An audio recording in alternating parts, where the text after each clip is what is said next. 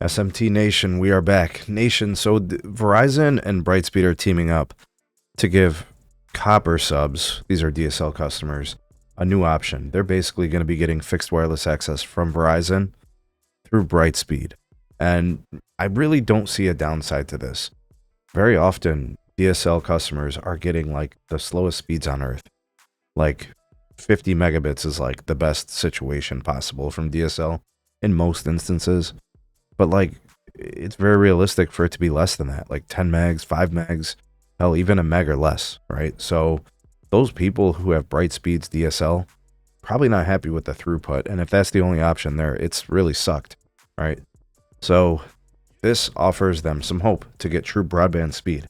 Now, I don't know what those speeds are going to look like. I don't know what type of tiers they're going to offer. I don't know about the gateway solution, you know, the equipment.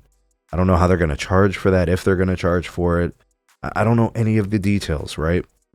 What I can do with you guys is show you where this is going to happen, where Brightspeed DSL is going to become fixed wireless access over the Verizon network. Okay, so in the press release, we learned that Brightspeed is in 20 states across the country. Okay, so I don't see anything outside of the central United States, right? So I'm seeing it across basically as far west as Texas and Kansas, and as far east as New York and New Jersey. Okay, and everywhere in between. A little North Carolina, a little South Carolina, Alabama, Louisiana, Arkansas, Ohio. So all these places, I see a lot of action. Wisconsin, Indiana. I'm not trying to look over any states or anything, but for the sake of time, you know, let's take a look at some of the more important things, the concepts. Okay, so I'm gonna zoom into the state of Ohio. And the reason I want to zoom into Ohio is because I can actually go to these places and check these addresses online and actually see if it is indeed offered there. So we're just doing this for the sake of simplicity. So I'm from Cleveland, right? So we're up here. They're not in Cleveland, right? But they are just west of Cleveland. And, you know, I'm looking at the kind of like the service area that they offer, you know, Brightspeed. And I'm seeing it in like the county west of Cleveland. And this extends basically from like Avon Lake, all the way out to like just past Vermilion. Very, very close to Norwalk. For those of you that know the racetracks there, know what I'm talking about. And then if you continue out west, right, it takes you to Sandusky. That's where Cedar Point is. But anyways, a little too far. This is an area that Brightspeed serves. Now you could see where it says internet availability. So that means the green color is where they've got a full native footprint there. Okay, so this is all possible territory where Verizon could be providing the fixed wireless access for those customers who only have access to fiber. So what you want to do then is go down here and you can see the speeds that are offered in these states. And when the speeds are fast, that tells you that those states probably have a lot of fiber or Brightspeed. And the places where it's lower, it's probably mostly DSL. So like Oklahoma, sub 100 megabits, right? 72. Here's Michigan at 100 megabits. To me, that tells me those are the places that have some fiber, but are likely mostly DSL. All right, so if you go to the webpage, and I'll provide it, it's the bestneighborhood.org Brightspeed link. How fast is Brightspeed's internet? This is where you want to look to see the technologies they probably have there. So if we go back to that Ohio example, right? And I go back to that segment we were looking. And, you know, you see the download speeds. 1 meg is red, 50 meg is the gold, and then the green is 1000 meg. That's basically where they have fiber, right? So that's what we can safely assume. The 1000 megabit average is probably where they have the fiber completely built out. The 50 meg and under is probably where it's all DSL, right? And actually the 50 meg might have some fiber, but mostly DSL. The red is going to be probably all DSL. Okay, so what I'm going to do is I'm going to show you guys the segments that, you know, some of these cities, right? So Vermilion looks like fiber. Upgraded, installed, fantastic. Amherst, I see Lorraine. But you see pockets here of like Avon Lake.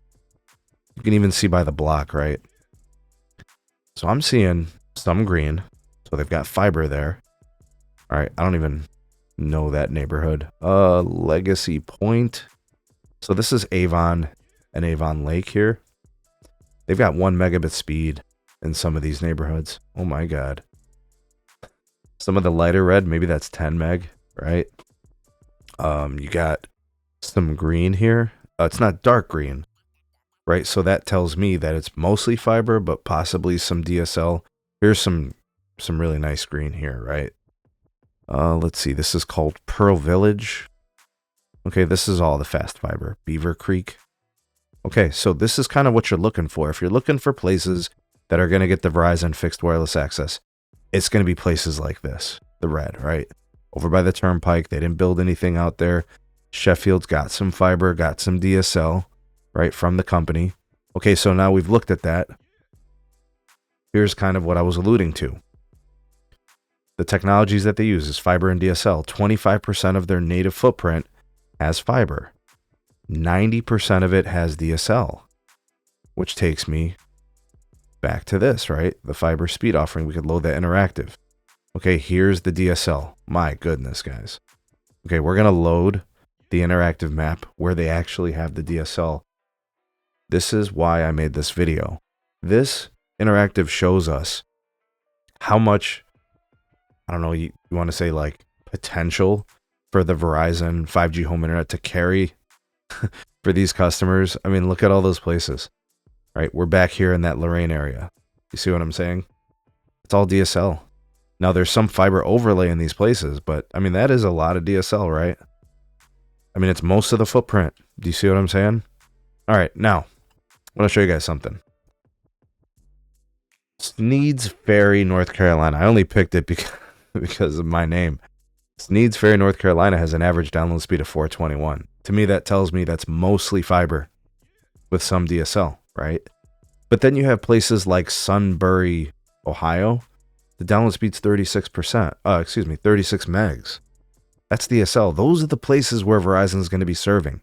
Not Newton Falls, Ohio, right? Newton Falls averaging 750. But like Bassett, Virginia, Gibsonville, North Carolina, 31 meg, right? 41 megs for Newville, PA. I don't even know these places. Lake Monticello, Virginia, only averages 110. There's probably a lot of DSL there. Fayetteville, Pennsylvania, 53 meg. So Verizon's going to be selling their network access to Brightspeed, and then Brightspeed will offer this as the replacement for their copper. I have no idea where these places are. Harrisonville, Missouri. I've been to Shelby, Ohio. I think they offer fiber there. I'm pretty sure Brightspeed does fiber to tower sites too. Anyway, I just thought I'd share this with you guys to kind of let you know what's going on. Again, I don't know the speeds that they're going to offer you. Maybe we could assume it'll be something like the Straight Talk 5G home internet. It's like 100 meg down or something. Upload speeds, I don't know, maybe 10 meg, maybe 20 meg. Will it be deprioed? Will it have a QCI? Will it have low or high latencies? I don't know those things. Will it even be unlimited? Would it be tiered? Might they give you 500 gigs? I don't know these things, because those are the things that we're going to have to wait to see. And that's if and when Verizon has their tower sites upgraded. They can't do this over a Band 13 only site. They can't do this on an old cell tower that hasn't been upgraded in 10 years. Right? It's going to have to be something very modern with 5G Ultrawide, with N77, the C-band, and then they'll be able to do it. So I don't know how it's going to compare. Now with pricing, I did see that Brightspeed offers like $55 internet for like non-fiber customers. So I think that puts it right in the wheelhouse that Verizon typically sells it at. I don't know how many customers that they plan on signing. I don't, up for this. I don't know. But I will tell you guys this. We'll follow it because I think this is actually really important. I'm going to make a separate video about that concept of what Verizon is doing in terms of their business and as a business model, because they're basically doing MVNO for fixed wireless access. So we'll talk more about it later, but that's kind of where they are, what they're doing, where the services are available, how the service might kind of be delivered and stuff like that. But we'll have to wait and see for more details. Keep it locked and keep it tuned for that information when it does become available. I'll make more videos. So like, share, and subscribe. Turn on the bell notifications to never miss an upload. We'll see you guys on the next video.